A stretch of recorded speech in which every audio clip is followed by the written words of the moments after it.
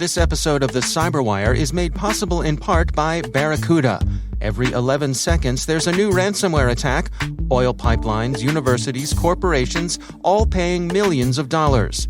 Barracuda says, don't pay the ransom. Before a ransomware attack occurs, train your team to recognize an attack and use anti-phishing technology. Protect your applications, and they can't get onto your network. Simple backup and restore solutions quickly recover your data without paying the ransom. Build your ransomware protection plan now. Go to barracuda.com/cyberwire. That's barracuda.com/cyberwire.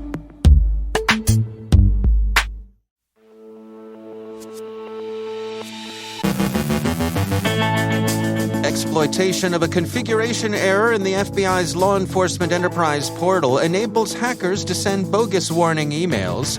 The Philippine Office of Civil Defense Twitter account was briefly hijacked. Update on Iranian politically motivated threat group MosesStaff. Discount retailer Costco discloses a point-of-sale skimmer incident.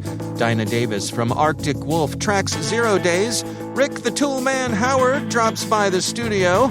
And the U.S. seeks extradition of a Russian altcoin baron on charges of laundering Ryuk's money.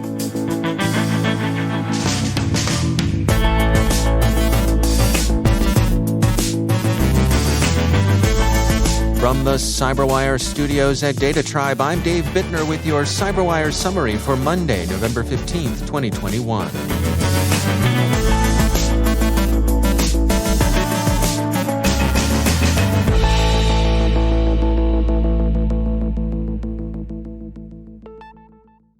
Messages that looked as if they were from the FBI early Saturday morning weren't. That is, they came from the Bureau's law enforcement enterprise portal known as LEAP, a platform used to communicate with the FBI's partners in state and local law enforcement, but they were, in fact, sent by hackers, not by the FBI. The Bureau issued a terse preliminary statement later Saturday, updated on Sunday. It's short enough to quote in full. Quote, the FBI is aware of a software misconfiguration that temporarily allowed an actor to leverage the law enforcement enterprise portal to send fake emails.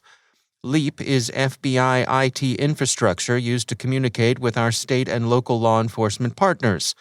While the illegitimate email originated from an FBI-operated server, that server was dedicated to pushing notifications for LEAP and was not part of the FBI's corporate email service.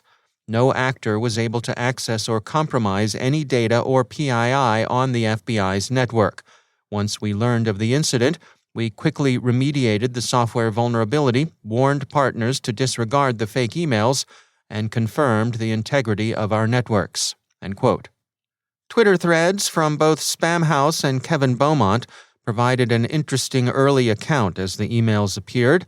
The emails originated from FBI servers. Their headers show an origin verified by the domain key's identified mail system. Spamhaus reproduced the headers. The sending IP address and the from lines look legitimate because they are. There's no obvious criminal motive beyond perhaps the malign lulls of perhaps disrupting networks that were shut down as a precaution, or of darkening counsel by eroding confidence in FBI warnings. Or it may be the simple coup counting one sees among cases of arrested development who like to show the grown-ups that they're not so smart. But we shall see. The bogus warning read as follows, quote, our intelligence monitoring indicated exfiltration of several of your virtualized clusters in a sophisticated chain attack. We tried to black hole the transit nodes used by this advanced persistent threat actor. However, there is a huge chance he will modify his attack with fast flux technologies, which he proxies through multiple global accelerators. We identified the threat actor to be Vinny Troya, whom is believed to be affiliated with the extortion gang The Dark Overlord. We highly recommend you to check your systems and IDS monitoring. Beware, this threat actor is currently working under inspection of the NCCIC.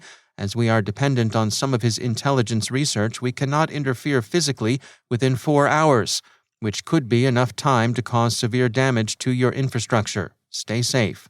End quote. and it signed U.S. Department of Homeland Security Cyber Threat Detection and Analysis Network Analysis Group. Krebs on Security calls out poor coding on the FBI's Criminal Justice Information Services portal, a service used for sharing law enforcement information. The hacker who counted coup, who goes by the hacker name Pom Pom Purin, told Krebs on Security that he did what he did to show up poor security practices at the FBI, and indeed the Bureau has some digital egg on its virtual face. There's also a gratuitous and facially ridiculous shot at Vinnie Troia, founder of security firms Nightlion and Shadowbite, asserting that he's a known associate of the dark overlord criminal actor. Bleeping Computer points out that Troia has long been the object of taunts and defamation from some of the lulsters over at raid forums. They typically warn Mr. Troia when they're about to mess with him, and they did so this time as well. Troia retweeted their message, quote, "At Vinnie Troia, you're about to get lit up today. Spam attack involving your name," end quote. A stupid prank, and, by the way, good hunting, FBI. Troia, by the way, says he intends to blog Mr. Pom Pom Purin's real name tomorrow. The Twitter account of the Philippines Office of Civil Defense was briefly hacked early Sunday and used to churn out unusual messages having nothing to do with civil defense or disaster preparation, the Manila Inquirer reports. The tweets mostly involved celebrity-themed Bitcoin speculation. Checkpoint this morning released an update on the Iranian threat group MosesStaff. Hacktivist or government-directed, MosesStaff operates like a ransomware gang, but its motive appears to be purely political. It seeks to damage Israeli companies by stealing data, encrypting the victims' files with Discryptor, and then releasing the data online. MosesStaff issues no ransom demands and explains its program as, quote, fighting against the resistance and exposing the crimes of the Zionists in the occupied territories, end quote. The large U.S. discount retailer Costco warned customers last week that it had found a credit card skimmer in one of its Chicago-area warehouses, and that customers should be alert to the possibility of credit card fraud. Warehouse in Costco's usage means store. The company is commonly described as a warehouse club. ZDNet reports that some Costco customers had complained of fraudulent pay card charges shortly before the skimmer was found. The U.S. is seeking the extradition of Denis Dubnikov, a Russian altcoin entrepreneur who founded EggChange and Crypto Coyote, on charges of allegedly laundering money on behalf of the Ryuk ransomware gang, the Wall Street Journal reports. Mr. Dubnikov was vacationing in Mexico, where on November 3rd, authorities seized him and put him on a flight to Amsterdam, where he's currently being held by Dutch authorities on a U.S. warrant. It's the first arrest the U.S. has sought in cases involving Ryuk. Much of the comment on Ryuk, and CNN's is representative, have mentioned Ryuk's involvement in attacks on healthcare facilities. Mr. Dubnikov is, of course, fighting extradition and denies involvement in money laundering. He intends to plead not guilty because his attorney, Arkady Buk, says, because he had no knowledge of someone engaging in criminal activity, end quote. Sputnik reflects the outrage of Russian cryptocurrency traders and presumably their licit, semi-licit, and illicit customers, with a headline that says Mr. Dubnikov was practically kidnapped by the FBI in Mexico. The semi-official Russian outlet quotes the aforementioned Mr. Buk as their source for the kidnapping angle. Quote, Dubnikov was detained in Mexico but expelled because Mexico doesn't have such an ideal extradition policy as the Netherlands. They have bought a ticket, in other words, they have in fact kidnapped him and sent him to the Netherlands because extradition from the Netherlands is in fact guaranteed. He is in fact held in jail in the Netherlands. He is accused of money laundering and may face up to 20 years in jail. We expect his extradition to the United States, end quote. They're thinking of cutting their extradition fight short, however, and just fighting the charges in the U.S., the attorney added. Quote, so far, we do not agree to extradition, but we will probably give our consent later because the Netherlands is a country where the fight against extradition is statistically meaningless. We are studying. maybe it is worth agreeing to a quick extradition and sorting it out here." End quote.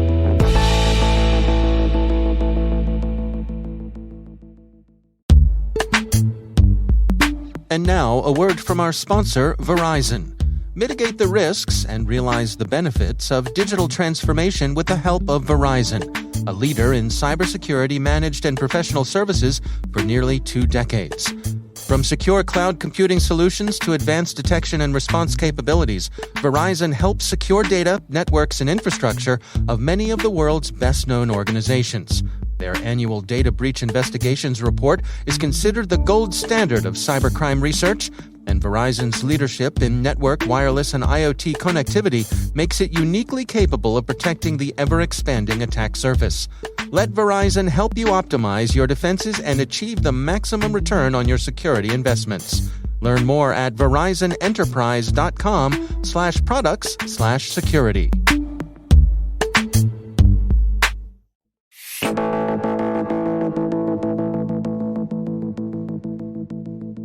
And joining me once again is Rick Howard. He is the CyberWire's Chief Security Officer and also our Chief Analyst. Rick, always great to have you back. Hey, Dave. So for this week's CSOP episode, you are launching a new series called Rick the Tool Man, which I thought was interesting. Yeah, well, what caught my eye in the notes that you sent over was the obvious similarity to how that sounded in my head compared to one of my favorite 90s TV shows, Home Improvement. Now, are you going to humor me and tell me that's what you were going for here? Well, you got it exactly right, Dave. That's what I was going for. And Okay. the guy that starred in that show was Tim Allen, and he's one of my favorite comics and actors, and who, by the way, starred in Galaxy Quest, a perennial nerd favorite. Yeah. And he played Buzz Lightyear. Buzz Lightyear, yeah. Buzz Lightyear, man. Come on. Right. So Sure. in this 90s TV show, he plays a guy who runs a local public television show that's kind of modeled after the real-world PBS long-running TV show called This Old House. You remember watching This Old House? Absolutely, yeah. And so his nickname on the show is Tim the Toolman, so I thought I would borrow that little thing for this new series. All right. Well, I'm sold. Say no more. I don't know what your series is about, but I definitely enjoyed that show. I know, right? So here's the idea, okay? It's that security executives manage teams of security practitioners, and these practitioners all have a toolbox of their favorite tools they use to keep the organization safe. Everything from hardware and software products like firewalls, intrusion detection systems, and endpoint protection systems, but also things like frameworks and compliance standards like the NIST cybersecurity framework and, the U.S. FedRAMP program. So these security executives don't necessarily have to know how to turn the wrenches on these tools. And in fact, I've been personally told in previous jobs to keep my hands out of there because of the high probability that I would screw something up. I'm not saying that I ever did that, but I'm not saying that. I'm just going to plead the fifth here. Sure. Got it. So if this Rick the Toolman series is not about turning the wrenches and the dials on these tools, what exactly is it about? Well, I think it goes without saying that it's tough to lead an organization if you don't understand what it's capable of, and that's some combination of the skill sets on your teams and the tools that they are using. So as a security executive, you should have a pretty good understanding of how the tools in the toolbox can be applied to your organization. And for this week's first show, we're going to talk about the MITRE ATT&CK framework, what it is, and how you should be thinking about it at the strategic level so that you can direct your teams tactically in their day-to-day operations. All right. Well, it is CSO Perspectives. It is part of CyberWire Pro. You can find that on our website, thecyberwire.com. Rick Howard, thanks for joining us. Thank you, sir.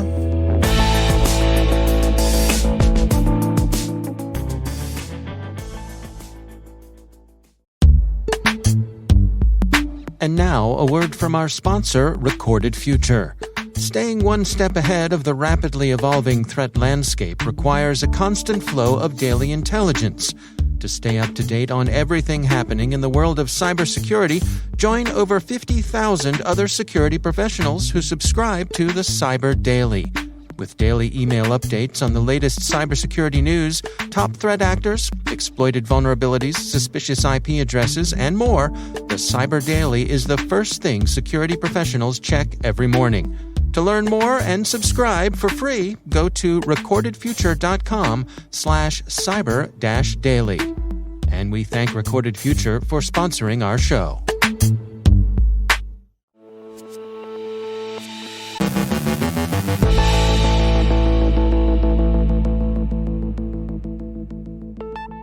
And joining me once again is Dinah Davis. She is VP of R&D Operations at Arctic Wolf, also the founder and editor-in-chief at Code Like a Girl.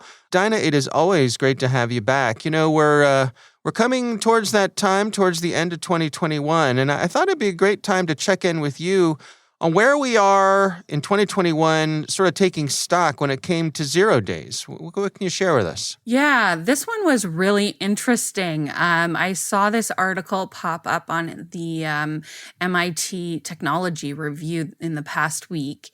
And so far in 2021, we have more than doubled the amount of 0 days that were found in 2020. And the interesting thing is the article also links to a Google Doc that has all of the 0 days that they have been tracking since about 2014. And it seems to have been doubling, every year for a while now. So the question is like, why? Why is it doubled this year? Are we just looking more? Are we better at looking, or are they actually being spun up? I think it's like a mix of all of those things. There's more hacking tools available today than there were before. So people are digging and finding more 0 days. But also, like, there's governments that are, like, really sponsoring that and throwing money at that because those 0 days are key for them in their spying espionage ways.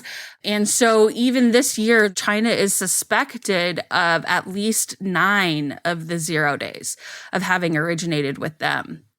What about the market for these? I mean, people are buying and selling them. That's active as well. Yeah, I mean, not everybody can throw all their money towards people to try and find them, right? There's lots of these ransomware gangs out there that, want access to these 0 days, but don't necessarily have the skills or the tool sets to create them. So they're buying them. And that's making the market even hotter, right? It's capitalism at its best, I guess. Right, and then, finally, I think we're getting better at detecting them, right? Organizations and groups, we're spending more money looking for them as well and protecting ourselves from them. And because of that, and because more groups are working together, we're getting better at detecting more of the sophisticated attacks. Like, more minds together is always better, right? A bunch of smart people in a room together are going to find more than one person on their lonesome. And then I think the pandemic's had an effect on this as well, where a lot of security researchers and stuff were, bored at home. And they were able to do a little bit more digging and find those 0 days. And I think also the question really does remain, are there actually way more, or are we finding more? Yeah. I think the jury's out on that one. Yeah, interesting. All right. Well, Dinah Davis, thanks for joining us.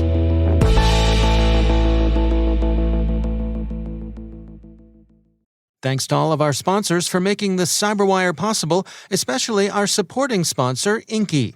Catch fish before they breach your network with Inky's innovative technology that integrates with existing security. See how at inky.com.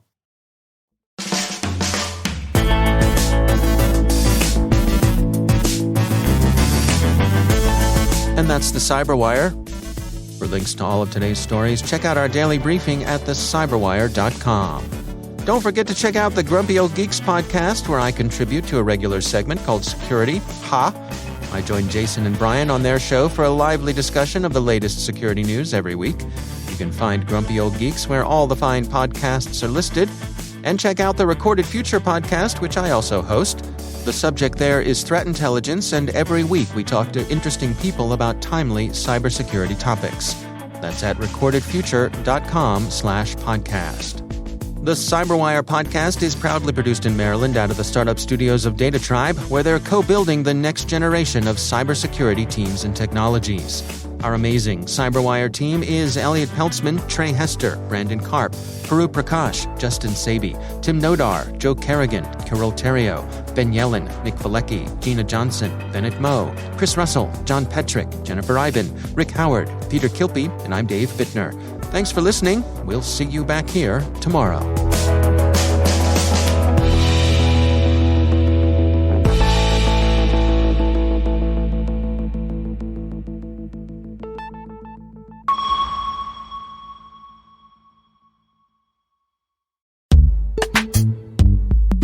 It's time to take a moment to tell you about our sponsor, Arctic Wolf. Spending unnecessary time and resources on noisy tools and alert triage could be costing you more than you realize. Alert fatigue isn't just an overwhelming annoyance, it can be a major risk and undermine your organization's security posture. Dealing with tool overload, staff burnout, skills shortages, and relentless alerts aren't sustainable for an organization. So, what's a team to do? The experts at Arctic Wolf have made it possible for you to calculate how much money your company is losing while putting together a plan to reduce your alert fatigue. Visit arcticwolf.com/cyberwire to use their alert fatigue calculator and learn how much your organization is losing to alert fatigue. And we thank Arctic Wolf for sponsoring our show.